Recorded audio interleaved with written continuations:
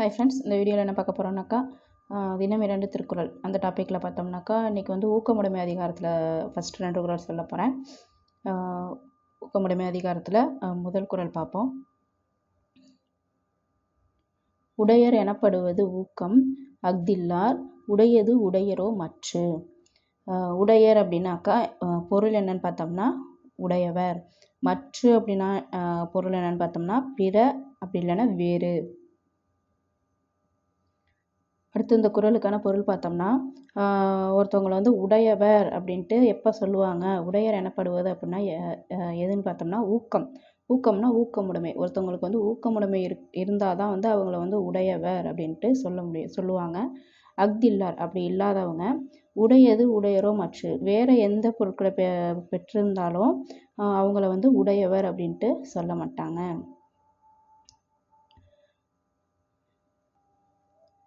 இந்த குறளுக்கான பொருள் பார்த்தோம்னா ஊக்கமுடைமையே உடையவர் என்று சொல்லப்படும் சிறப்பு கூறியது.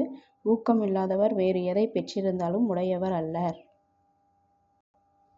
ஊக்கமுடைமை அதிகாரத்தில் முதல் குறள் சொல்கிறேன்.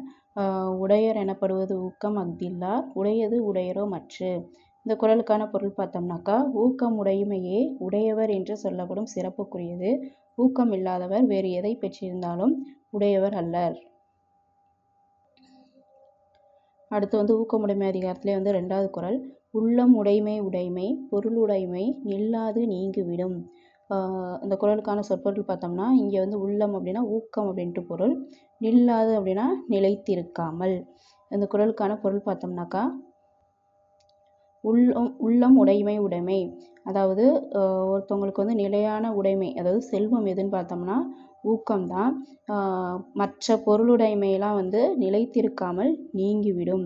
நில்லாது நீங்கிவிடும்னா நிலைத்திருக்காமல் நீங்கிவிடும் அப்படின்னு சொல்லியிருக்காங்க அந்த குறளில்.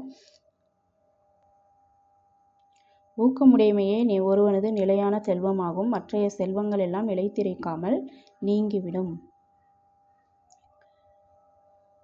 ஊக்கமுடைமை அதிகாரத்தில் 2வது குறள் பார்த்தோம்னா உள்ளம் உடைமை உடைமை பொருளுடைமை நில்லாது நீங்கிவிடும். இந்த குறளுக்கான பொருள் பார்த்தோம்னா ஊக்கமுடைமையே ஒருவனது நிலையான செல்வமாகும், மற்றைய செல்வங்கள் எல்லாம் நிலைத்திருக்காமல் நீங்கிவிடும்.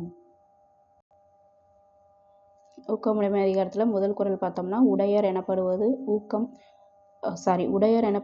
ஊக்கம் அஃதில்லார் உடையது உடையரோ மற்று.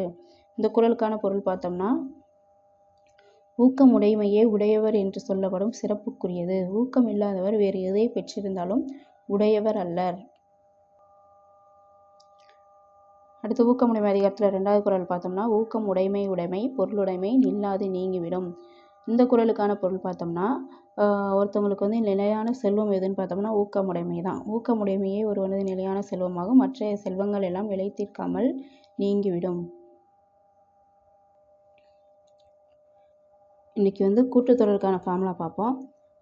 ஏபி கூட்டுத்தொடருக்கான ஃபார்முலா பார்ப்போம். TN is equal to A plus N minus 1 into D. டிஎன் கண்டுபிடிக்கிறதுக்கு ஃபார்முலா வந்து A plus N minus 1 into D. N கண்டுபிடிக்கிறதுக்கு வந்து L minus A by D plus 1. எஸ்என்கான ஃபார்முலா வந்து N by 2 of A plus L. SN இன்னொரு formula வந்து N by 2 into 2a plus N minus 1 into D.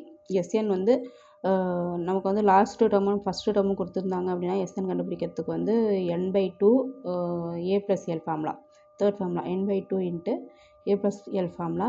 அப்படி அது கொடுக்காம நம்ம கண்டுபிடிக்கணும், ஏ கண்டுபிடிக்கணும், டி கண்டுபிடிச்சி போடுற தம்முனாக்கா N by 2 into 2a plus N minus 1 into D formula.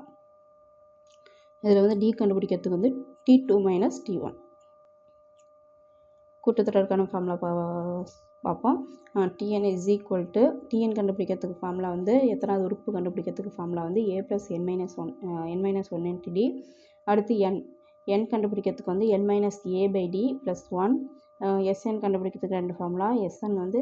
SN is equal to N by 2 A plus L, N by 2 into A plus L.